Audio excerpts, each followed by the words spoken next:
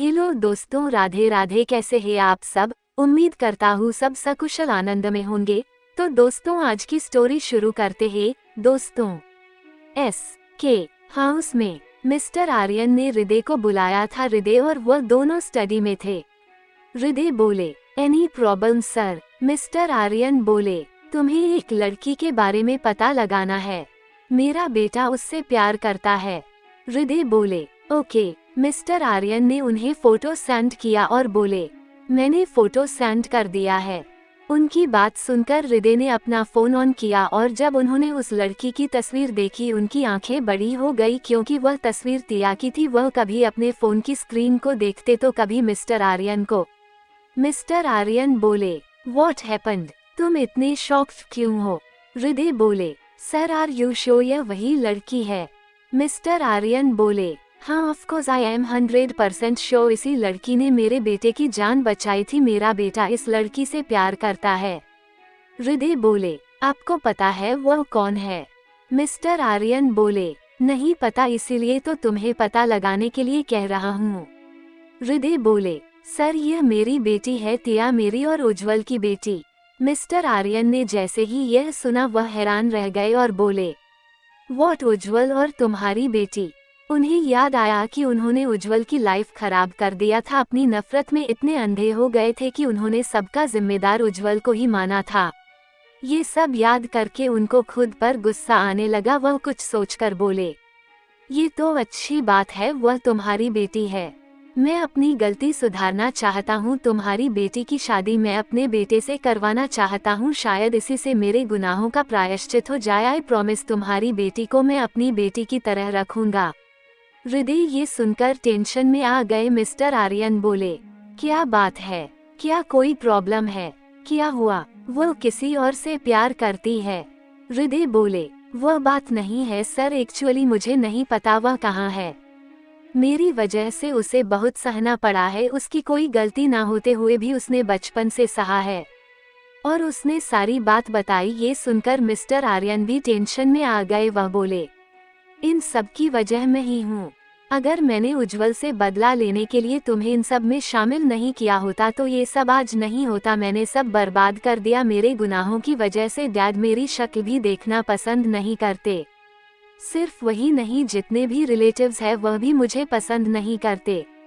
मेरे बेटे मुझसे नफरत करते हैं। मेरे गुनाहों की सजा सबको मिली। मेरी ही वजह से मेरे परिवार को दर दर की ठोकरें खानी पड़ी। अश्वथ अपना बचपन जी नहीं पाया। कम उम्र में ही उसके कंधों पर परिवार की जिम्मेदारी आ गई। मैंने सबको सिर्फ तकलीफ ही दिया है, बस आंसू ही दिए हैं।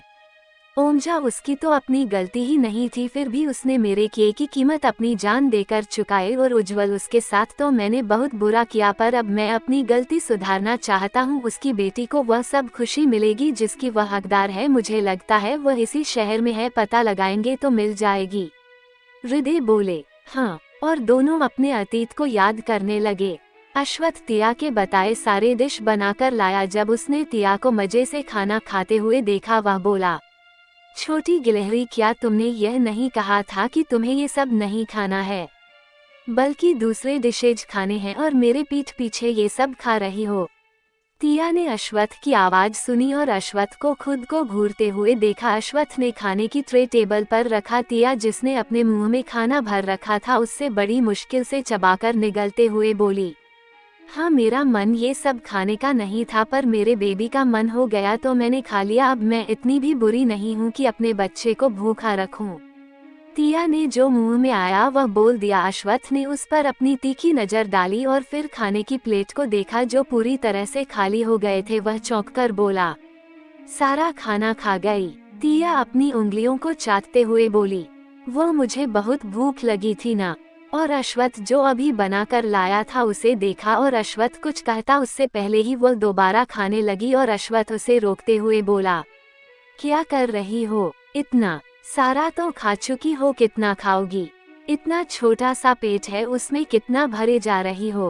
पेट फट जाएगा। तिया बोली, अभी तो मेरा पेट भरा ही नहीं है, वो तो बेबी ने खाया ना, मेरा पेट खाली है। वह अश्वथ को देखकर मासूमियत के साथ बोली। अश्वथ बोला, तुमने क्या मुझे बेवकूफ समझ रखा है?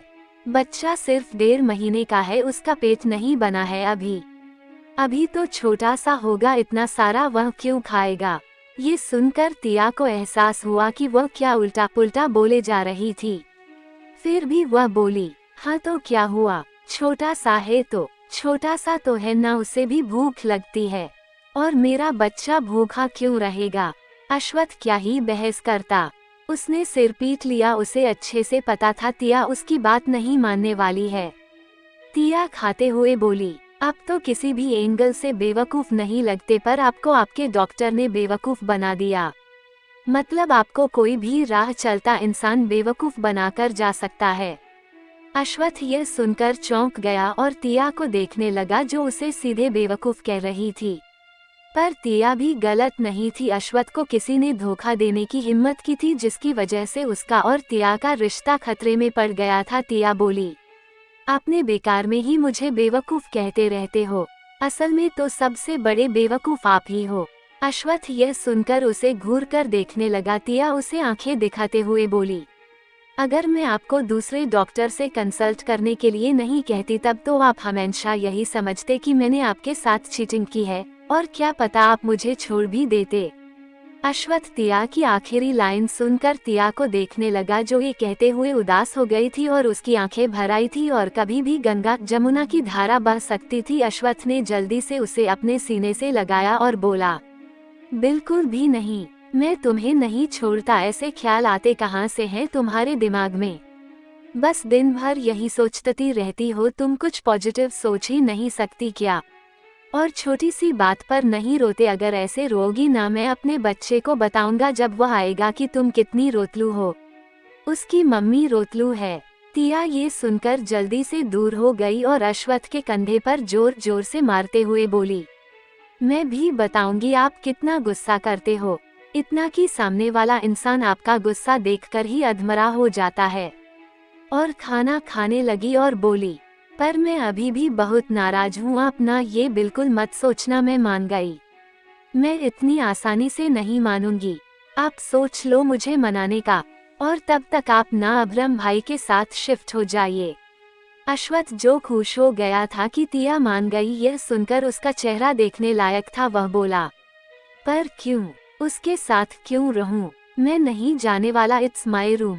तिया ने उसे घूर कर देखा और बोली, आप सीधे जाओगे या फिर मैं धक्के मारकर निकालूं?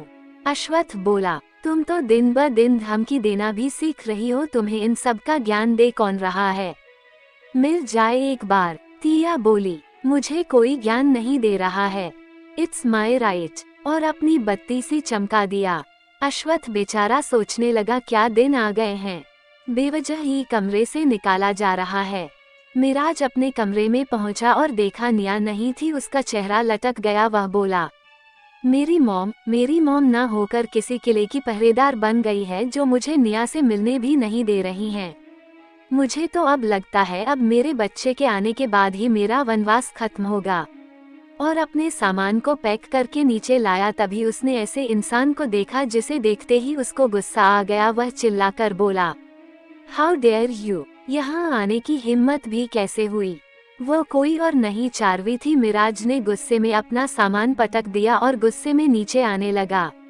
चार्वी ने जब उसे देखा, उसके होश ही उड़ गए। उसके चिल्लाने की आवाज सुनकर सब बाहर आए, ज्योति जी, मिस्टर मल्लिक, निया और मिसेज सहाय भी।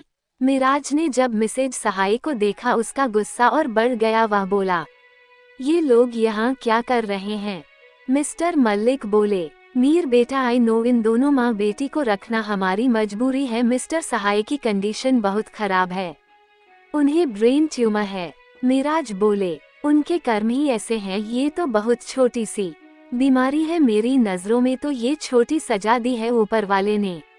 मुझे नहीं पता ये दोनों यहाँ नहीं रहेंगी।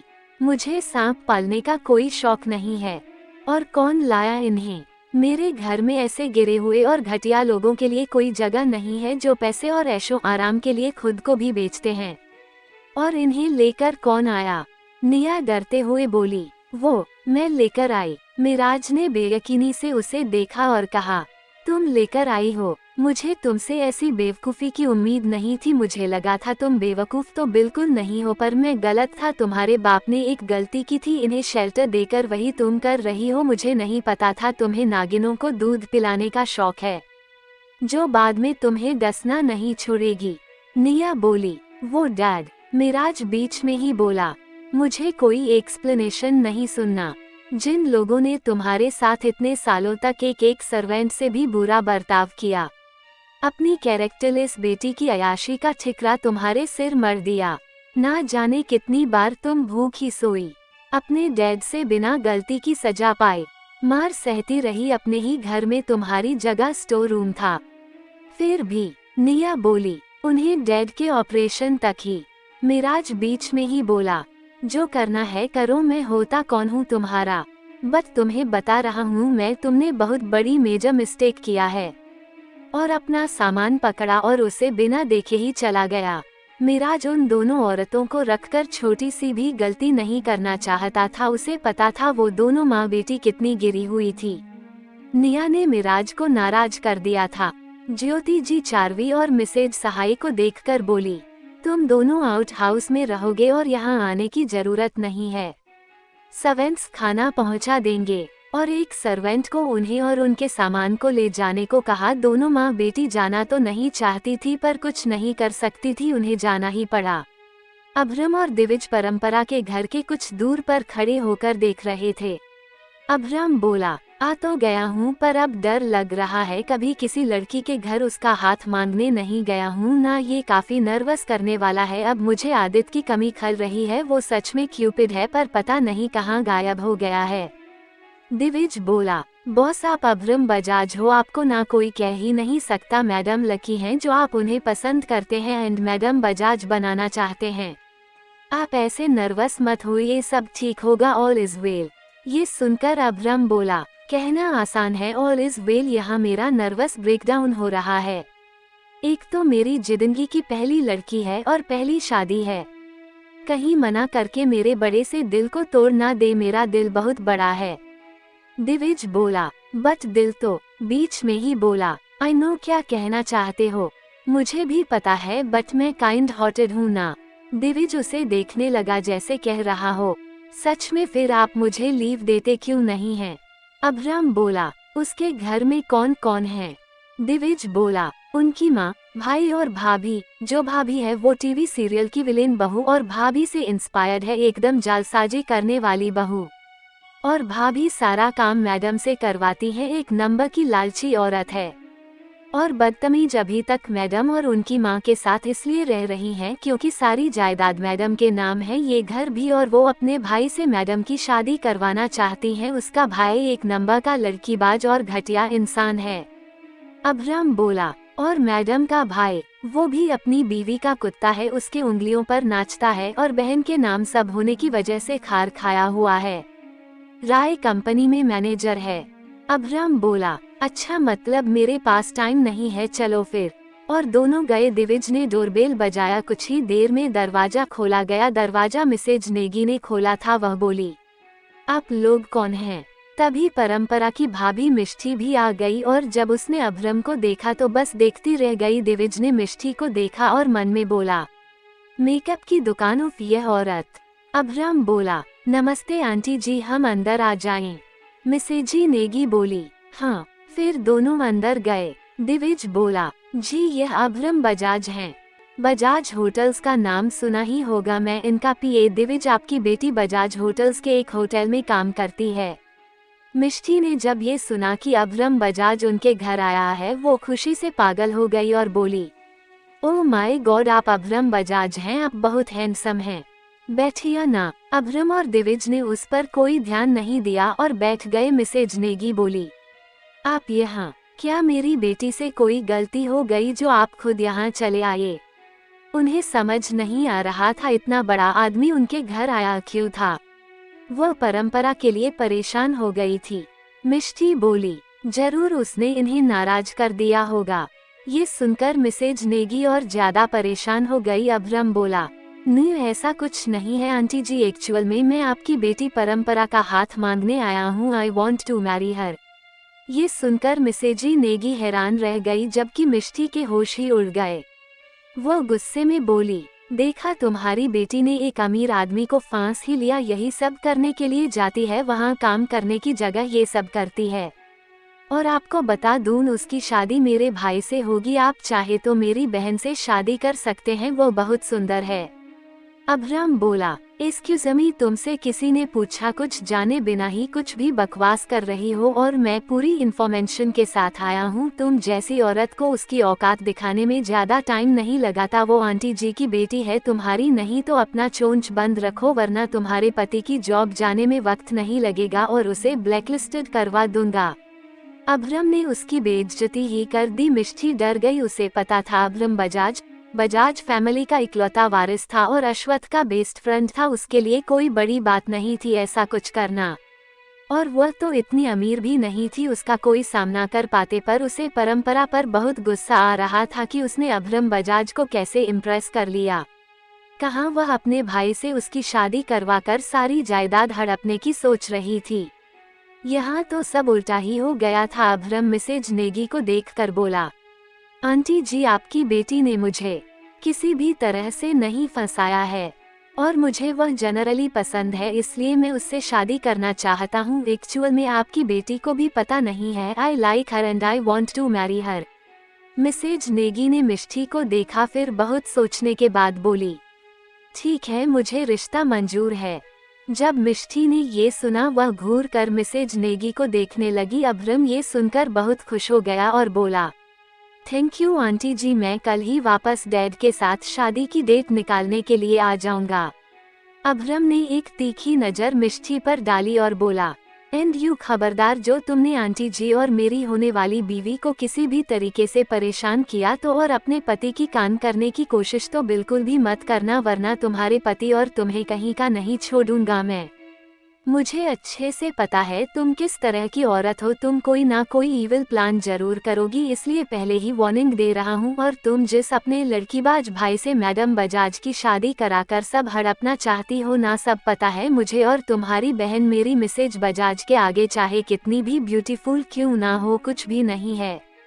तुम इतनी लालची हो तो तुम्हारी बहन तो लीची होगी। अपनी बहन का ऑफर दे रही थी, वार्निंग याद रखना।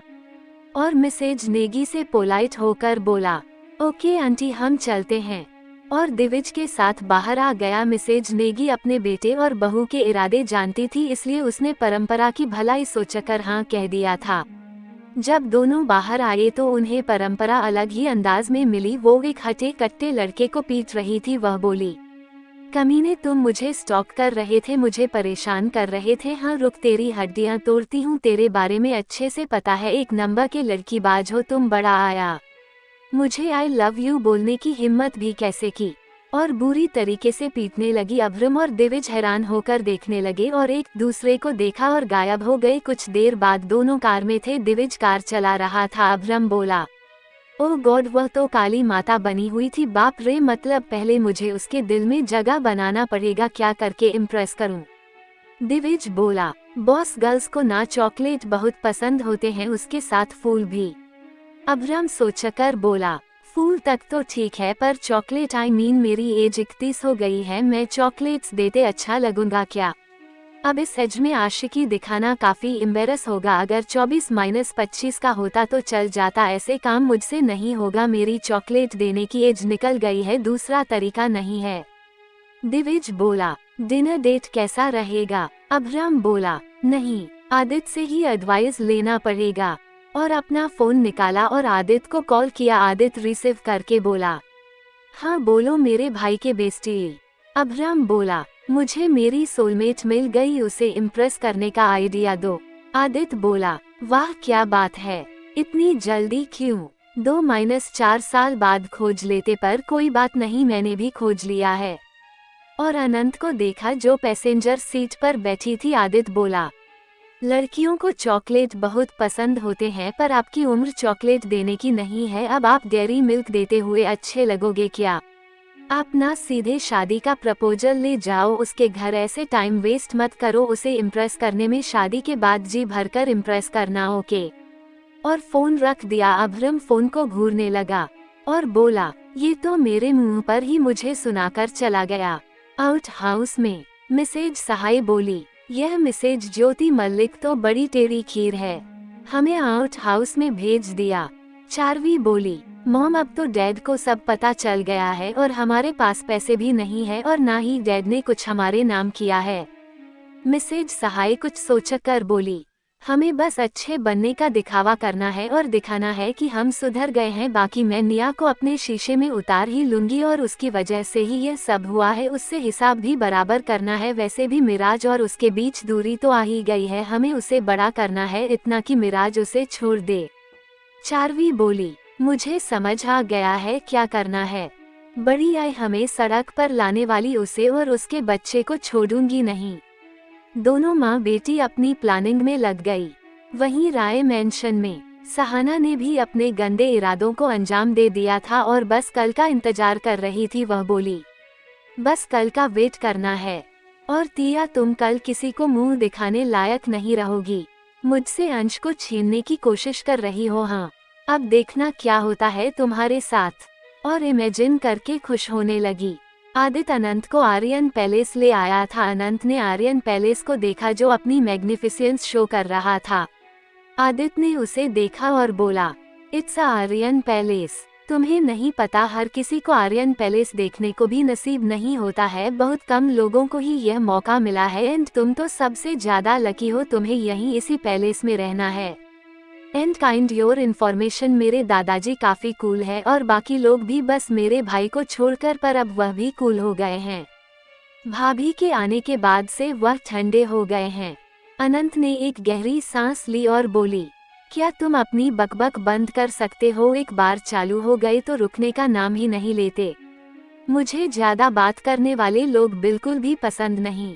आदित्य ये सुनकर कुछ सोचते हुए बोला, क्या कहा? तुम्हें ज्यादा बात करने वाले लोग पसंद नहीं है, लेकिन मुझे तो सब लोग एक नंबर का बातूनी बोलते हैं। मैं तो बहुत बात करता हूँ, मैं तो पेड़ पौधों, कुत्ते, बिल्ली, इंसान सबसे बात करता हूँ और तुम कह रही हो कि तुम्हें ज्यादा बात करने वाले लोग पसंद नहीं है।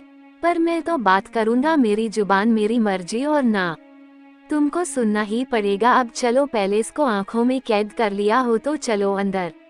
और उसके हाथ को पकड़ा और अंदर ले गया। अनंत अंदर जाते हुए एक एक चीज को अपने आंखों में और दिमाग में कैद कर रही थी। आदित्य उसे लेकर हॉल में चला गया और जोर जोर से चिल्लाते हुए बोला, सब नीचे आओ, सब नीचे आओ। देखो, ये दिल वाला अपनी दुल्हनिया लेकर आ गया है। देखो, मैंने अपने लिए एकदम रापचिक सोलमेट खोजा है। जल्दी आओ, जिसको जिसको देखना है, क्योंकि बाद में मैं उसके भी पैसे लूंगा। जब यह अनंत ने सुना, वह उसे हैरान होकर देखने लगी और तभी उसकी आवाज सुनकर सब लोग आ गए। तिया आते ही बोली, नहीं, मुझसे पैसे मत लेना, मेरे पास पैसे नहीं है। मेरे पास कार्ड है जो मुझे यूज ही करने नहीं आता। ये सुनकर आदित्य बोला, डोंट वरी भाभी, मैं आपसे पैसे कैसे ला सकता हूँ। आप फ्री में मेरी ब्राइड का फेस देख सकती हैं, बाकी सबसे मैं पूरा पैसा वसूल करने वाला हूँ। सब लोग अनंत को देखने लगे। अनंत ने जीन्स टी शर्ट पहन रखी था और उसके बाल कटे हुए थे, मतलब कंधे तक कटे हुए थे। अश्वत्थ भी आ गया। आदित्य ने झट से अश्वत्थ को पकड़ लिया और उसके कंधे पर लटकते हुए बोला, ई भाई, मैंने ना अपने लिए लड़की खोज ली, मेरी शादी करवा दो ना प्लीज भाई। अश्वत्थ ने उसे घूर कर देखा। आदित्य अपना क्यूट सा फेस बनाते हुए उससे चिपकते हुए बोला, प्लीज भाई, मैं तो आपका क्यूट ब्रदर हूँ, आप मेरी शादी करा दो, मैं आपके बच्चे का ख्याल रखूंगा। आपका बच्चा मेरे साथ रहेगा तो ज्यादा फायदे में रहेगा, आपके साथ रहेगा तो बिल्कुल आपके जैसे हो जाएगा। अश्वत्थ ने उसे घूर कर देखा और बोला, मेरा बच्चा मेरे साथ ही रहेगा, अगर तुम्हारे साथ छोड़ दिया ना, तुम उसे अपनी तरह ही बातूनी बना दोगे। बच्चे की माँ क्या कम है जो तुम्हें दूं अपने बच्चों को बिगाड़ने के लिए। आदित्य ये सुनकर मुंह बनाते हुए बोला, भाई आप ना बहुत बुरे हो, चलो कोई बात नहीं, मुझे भी डैडी बनना है, मेरी भी शादी करा दो ना। पता है, मेरा दिल ना इस लड़की ने चुरा लिया है। और अनंत को दिखाया। अश्वत्थ ने अनंत को देखा। जब उसने अनंत को देखा, उसे लगा कि उसे उसने कहीं देखा है, पर उसे याद नहीं आ रहा था, पर वो पूरी तरह से श्योर था कि उसने उस लड़की को कहीं तो देखा है। वो कुछ कहता, तभी ओजस और ओरमन बाहर से आ गए। दोनों बेचारे उसे ढूंढ ढूंढ कर परेशान हो गए थे। ओरमन सीधे आया और आदित्य कान पकड़कर मरोड़ते हुए बोला, नालायक कहीं का, कहाँ गायब हो गया था? हमने पूरा हॉस्पिटल छान मारा, जहाँ जहाँ तुम्हारे होने की पॉसिबिलिटी हो सकती थी वहाँ वहाँ खोजा, और यहाँ तुम अपनी ब्राइड प्रदर्शनी कर रहे हो। हम दोनों बेवकूफ हैं जो तुम्हें गुम हो गया सोचकर खोज रहे थे। आदित्य दर्द से कलपते हुए बोला, अरे छोड़ो छोड़ो, बहुत दर्द हो रहा है। मेरा कान उखाड़ दोगे क्या? छोड़ो, मेरी होने वाली बीवी देख रही है, छोड़ो। क्यों मेरी इज्जत का कचरा कर रहे हो? ओरमन ये सुनकर बोला, होने वाली बीवी तुमसे कौन शादी कर रहा है? तुमसे शादी करना मतलब 4 साल के बच्चे को गोद लेना है। जरा देखे तो कौन वह लड़की है जिसने अपनी किस्मत फोड़ी है। तिया बोली, वो रही मेरी सिस्टर इन लॉ। और अनंत को दिखाया ओजस और ओरमन ने। देखा, ओजस बोला, लड़की तो बहुत अच्छी है, पर उसने तुम्हें ऐसा क्या देख लिया जो अपनी किस्मत फोड़ने पर उतर आई है? आदित्य जल्दी से बोला, कहना क्या चाहते हो? मुझे पता है तुम सब मुझसे जलते हो। तुम लोगों को जलन हो रही है ना कि मैंने इतनी अच्छी लड़की खोज ली। दादाजी गला साफ करते हुए बोले, सच सच बताओ, कहीं तुम इस बेचारी को जोर जबरदस्ती से तो लेकर नहीं आए हो? ये सुनकर आदित्य बोला, दादाजी आपको लगता है कि मैं ऐसा कर सकता हूँ? मैं ऐसा कर ही नहीं सकता, पर मेरे साथ दूसरे लोग जोर जबरदस्ती कर सकते हैं। मैंने तो इसे फुल छूट दे रखी थी। ऐ इधर आओ, यह मेरे दादाजी है, जल्दी से पैर छू लो, यह आशीर्वाद ना बहुत कम देते हैं। तुम झट से ले लो, बाद में नहीं दिया तो। अनंत ने उसे घूर कर देखा, फिर आए और दादाजी के पैर छू लिया। दादाजी बोले, बेटा क्या नाम है तुम्हारा? अनंत बोली, जी अनंतिका। मेरे मम्मी पापा प्यार से मुझे अनंत बोलते थे। दादाजी बोले, बहुत अच्छा नाम है। ओरमन बोला, भले तुम्हें तुम्हारी ब्राइड मिल गई हो, पर शादी तो तुम्हारी बहुत बाद में ही होगी। जब सबकी शादी होगी फिर तुम्हारी शादी होगी। अगर तुमने शादी करने का सोचा भी ना तो देख लेना। आदित्य बोला, इससे क्या कनेक्शन है? मैं तो शादी करूंगा, तुम लोग बाद में करते रहना। तुम लोगों के चक्कर में मैं बूढ़ा हो जाऊंगा, और मुझे बूढ़ा नहीं होना है। तिया सोचते हुए बोली, पर मुझे नहीं लगता सबकी शादी होने में यही कोई 2-4 साल लगेंगे। अगर सबको लड़की मिल गई तो इसी साल सबकी शादी हो जाएगी। भगवान ने सबके लिए 1-1 सोलमेट बनाया ही होगा, सबको मिलेगा। अश्वत्थ उसे देखने लगा। तिया बोली, आप ऐसे क्यों देख रहे हो? मैंने कुछ गलत कह दिया क्या? अश्वत्थ ने उसके सिर को थपथपाया और मुस्कुराया, और अनंत को देखकर आदित्य से बोला, आदित्य अनंत को उसके घर छोड़कर आओ, क्योंकि जैसा ओरमन ने कहा है वैसा ही होगा। ये सुनकर आदित्य का मुंह लटक गया। अश्वत्थ बोला, पर तुम्हारी एंगेजमेंट जरूर हो सकती है, इतना चेहरा लटकाने की जरूरत नहीं। आदित्य बोला, दादाजी यह चोरनी। सब एक साथ बोले, चोरनी। आदित्य बोला, मेरा दिल चुराया है ना तो हुई ना चोरनी, पर मैं ये कह रहा था कि यह अकेली रहती है तो हमारे साथ नहीं रह सकती क्या? दादाजी बोले, ये भी ठीक है, तब तक हम सब से घुल मिल जाएगी। अकेले रहने से अच्छा है हमारे साथ रहेगी। आदित्य बोला, मैं इसका सामान लेकर आता हूँ, और बाहर भागते हुए गया। सब लोग उसका उतावलापन देखकर हैरान रह गए थे। तिया अनंत को टुकुर टुकुर देख रही थी, जिससे अब अनंत अनकंफर्टेबल हो गई थी। वह तिया को देखकर बोली, आप ऐसे क्यों देख रही हैं? मैं फिलहाल इसी ग्रह की प्राणी हूँ। क्या मैं आपको एलियन नजर आ रही हूँ? उसे समझ नहीं आ रहा था कि तिया उसे ऐसे क्यों देख रही थी। तिया बोली, आप कितने साल की हो? मैं 23 साल की हूँ। वह अपना एज बताकर पता नहीं क्या जानना चाहती थी। ओजस बोला, लड़कियों से उनकी एज नहीं पूछना चाहिए भाभी। तिया बोल, पर मैं तो लड़की हूँ, मैं पूछ सकती हूँ ना, लड़के नहीं पूछ सकते। अनंत बोली, आई एम 27। ये सुनकर सब एक दूसरे को देखने लगे। प्रत्युष बोला, आदित्य 25 है, तुम्हें अपने से 2 साल छोटा ब्राइडग्रूम चलेगा ना? तभी आदित्य अनंत का लगेज खींचते हुए ला रहा था। वह बोला, छोटा कौन है? आई एम 25, मैं किससे छोटा हूँ? ओजस बोला, your bride is 27 idiot. Aditya ने जब ये सुना वह अनंत को देखने लगा और बोला, पर लगती तो नहीं है कि 27 की है। पर मुझे कोई प्रॉब्लम नहीं है, मुझे इसके साथ ही घर बसाना है। दादाजी बोले, हम बस अनंत से पूछ रहे थे कि उसे कोई प्रॉब्लम है कि नहीं। आदित्य बोला, अरे उसे कोई प्रॉब्लम नहीं है, बिकॉज मैं बस 2 साल ही तो छोटा हूँ, इतना चलता है। भाभी भाई से 11 साल छोटी है, but he and she made for each other, मैं और चोरनी भी मेड फॉर इच अदर। अनंत उसे देखकर मन में बोली, स्वीट फैमिली। अश्वत्थ यह सुनकर समझ गया आदित्य उसे सीधा बुरा बोल रहा था। वह बोला, अपने वर्ड वापस लो, नहीं तो तुम्हारी शादी सच में तुम्हारे बाल जब सफेद हो जाएंगे तभी होगी। आदित्य जल्दी से बोला, नो नो भाई, ओके आप यंग हो, ठीक है, और अपनी बत्ती सी चमका दिया। तिया बोली, पर सर तो 33 है ना, अब वो यंग कहाँ है। अश्वत्थ ने उसे घूर कर देखा, सच में उसकी छोटी गिलहरी ही उसकी एज का मजाक बना रही थी। वो हंस बोला, कोई बात नहीं बॉस, यंग मैडम बच्ची हैं ना, आप उन्हें एज्ड ही लगेगी ना, उनकी गलती नहीं है, आप ही उनसे 11 साल बड़े हो।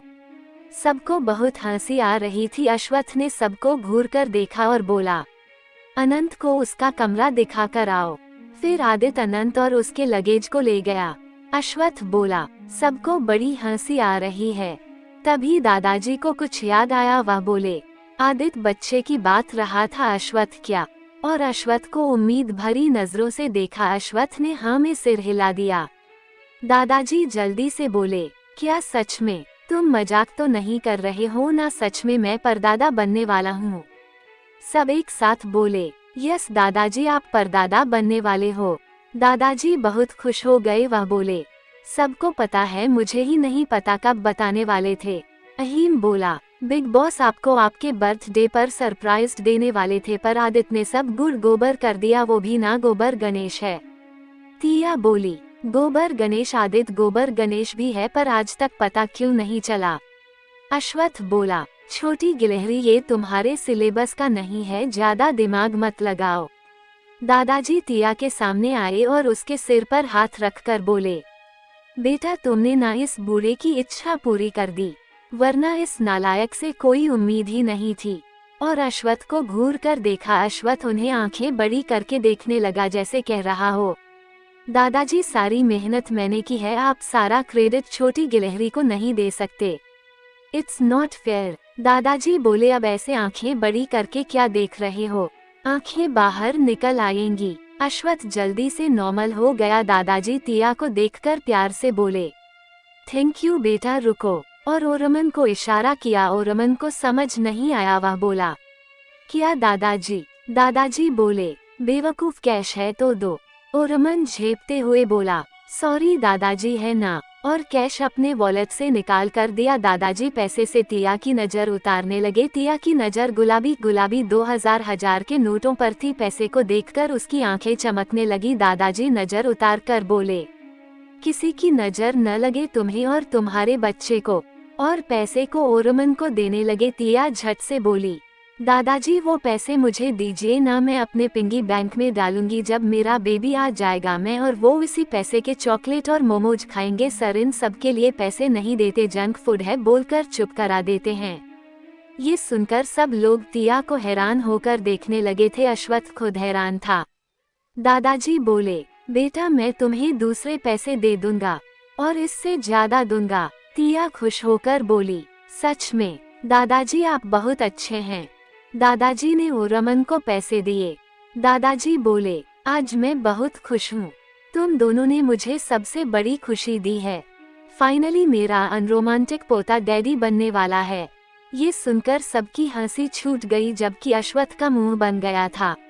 दादाजी बोले, सबको एक्स्ट्रा बोनस दे दो, आज मैं बहुत खुश हूँ, अगर आज मेरी मौत भी आ जाएगी ना, मुझे कोई शिकायत नहीं होगी। जब दादाजी ने ये कहा सब लोग एक साथ बोले, दादाजी आप क्या बोल रहे हो। अश्वत्थ बोला, दादाजी आप ऐसे मत कहिए, आपके अलावा हम सबका है ही कौन। अगर आप ही नहीं रहेंगे तो हमारा क्या होगा। ओरमन जल्दी से बोला, अश्वत्थ सही कह रहा है, और वैसे भी अभी तो आपको सबके बच्चे देखने हैं, बस इतने से खुश होकर आप नहीं जा सकते। आप हमसे प्यार ही नहीं करते इसलिए ऐसा बोल रहे हो। दादाजी उन्हें समझाते हुए बोले, बेटा एक दिन सबको जाना होता है, मैं तो ऐसे ही कह रहा था, जिस दिन मुझे जाना होगा उस दिन किसी का जोर नहीं चलेगा, मेरी भी नहीं। अच्छा ठीक है, मैं ऐसी बातें नहीं करूँगा। तिया जल्दी से बोली, आप ना ऐसे जाने की बातें मत करो, वरना मैं अपने बेबी से बोलूँगी कि वह आए ही नहीं, अगर वह आया तो आप चले जाओगे। ये सुनकर दादाजी बोले, ऐसा नहीं बोलते बेटा। अच्छा ठीक है, सॉरी, माफ कर दो मुझे। तो सब ने उन्हें गले लगा लिया। आदित्य अनंत को कमरा दिखाते हुए बोला, ये रहा तुम्हारा कमरा, और बता दूं मेरा रूम भी इसी फ्लोर पर है। किसी भी चीज की जरूरत हो बेझिझक मुझसे कह सकती हो। अनंत ने उसकी बात पर कोई ध्यान नहीं दिया, वह बस आर्यन पैलेस की स्ट्रक्चर अपने माइंड में बना रही थी। आदित्य ने जब देखा कि वो उसकी बातों पर कोई ध्यान नहीं दे रही है, वह बोला, ही तुम्हारा ध्यान कहाँ है? मैं पागल नहीं हूँ जो खुद से ही बातें करता हूँ। अनंत ने उसे देखा और बोली, तुम जा सकते हो। आदित्य बेड पर पसरते हुए बोला, बिल्कुल भी नहीं, तुम मुझसे बातें करो फिर मैं जाऊंगा। अनंत ने कुछ नहीं कहा और बाथरूम के अंदर चली गई। आदित्य बस देखता रह गया। कमरे में आने के बाद अश्वत्थ तिया को पकड़कर बोला, छोटी गिलहरी तुम्हारी कुछ ज्यादा ही हिम्मत नहीं बढ़ गई है, बात बात पर मेरी बेइज्जती करवा रही हो। तिया ये सुनकर बोली, मैंने कब आपकी बेइज्जती करवाई है? सच ही तो कहा, आप चॉकलेट खाने के लिए कहाँ पैसे देते हैं? अश्वत्थ बोला, ज्यादा चॉकलेट खाने से कैविटी होता है, दांत खराब हो जाएंगे तुम्हारे। तिया मुंह बनाकर बोली, कंजूस कहीं के, और आप मेरे पीछे पीछे यहाँ क्यों आए हैं? आप भूल रहे हैं आपको दूसरे कमरे में रहना है। अश्वत्थ उसे गोद में उठाकर बेड की तरफ ले जाते हुए बोला, मैं तुम्हारी कोई भी बात नहीं मानने वाला, इसलिए मुझे याद दिलाने की जरूरत नहीं है। और उसे बेड पर बिठाया और बोला, ज्यादा एक्टिंग करने की जरूरत नहीं है, तुम बहुत खराब एक्टिंग करती हो, मुझे पता है, तुम जानबूझकर मुझे परेशान कर रही हो। ये सुनकर तिया उसे हैरान होकर देखने लगी और बोली, आपको कैसे पता कि मैं आपकी मजे ले रही थी? अश्वत्थ उसकी नाक को खींचते हुए बोला, बस पता चल गया, मुझे परेशान करते हुए तुम कितनी खुश नजर आ रही थी, मैंने देख लिया था, समझ में आई बात। तिया दांत दिखाते हुए बोली, अब आप नाराज मत होना। अश्वत्थ आंखें दिखाते हुए बोला, अच्छा अगर मैं नाराज हो जाऊंगा तो तुम मुझे नहीं मनाओगी? तुम तो रूम लॉक करके सो जाती हो, पिछली बार भी तुमने मुझे बिल्कुल भी नहीं मनाया था। तिया बोली, आप लड़की थोड़ी ना हो। अश्वत्थ बोला, अच्छा नाराज होने का राइट सिर्फ लड़कियों ने ले रखा है क्या? तिया उसकी गर्दन पर अपने हाथ लपेटते हुए बोले, मुझे भी। दादाजी ने जो पकड़ रखे थे ना, गुलाबी गुलाबी नोट मुझे चाहिए प्लीज। अश्वत्थ बोला, तुम्हारे पास तो कार्ड है, कैश का क्या करूं? तिया बोली, अरे बताया तो था, अपने पिग्गी बैंक में सेव करूंगी, जब मेरा बेबी आएगा उसके साथ चॉकलेट खाऊंगी, आप इतनी जल्दी भूल गए क्या? अश्वत्थ उसके चेहरे को अपने हाथों में लेते हुए बोला, छोटी गिलहरी अब बचपना छोड़ो, अब तुम बच्ची नहीं रही, समझी?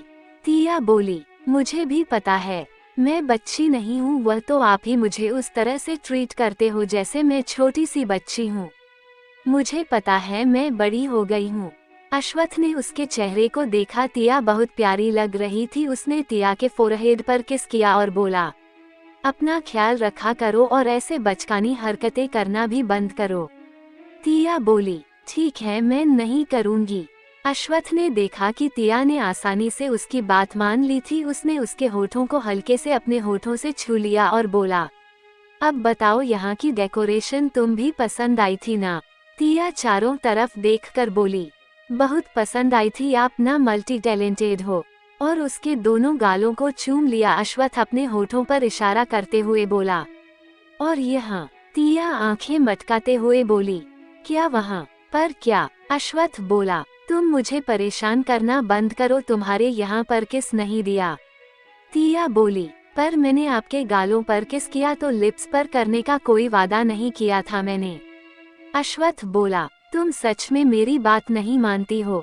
तिया जल्दी से बोली, नहीं, मैं आपकी सारी बातें मानती हूँ, पता नहीं आपको क्यों लगता है कि मैं आपकी बातें नहीं मानती। और जल्दी से अपने होठों से उसके होठों को छू लिया और इधर उधर देखने लगी। उसके गाल लाल हो गए थे। अश्वत्थ ने उसे देखा और मुस्कुराया। तभी उसका फोन बजने लगा। उसने कॉल रिसीव किया और बोला, हाँ क्या पता चला? दूसरी तरफ से कुछ कहा गया। अश्वत्थ ने फोन रखा और तिया के सिर सहलाते हुए बोला, रात को मेरा वेट मत करना और डिनर करके सो जाना और कुछ भी उल्टा पुल्टा मत खाना। ... तिया ने हाँ में सिर हिला दिया। फिर अश्वत्थ चला गया। अश्वत्थ के जाने के बाद तिया ने अपने पॉकेट से चॉकलेट निकालकर खाने लगी और बोली, सर भी ना। अनंत शॉवर ले रही थी और वह अपनी सोच में गुम थी। वह बोली, इस बेवकूफ लड़के को कौन समझाए?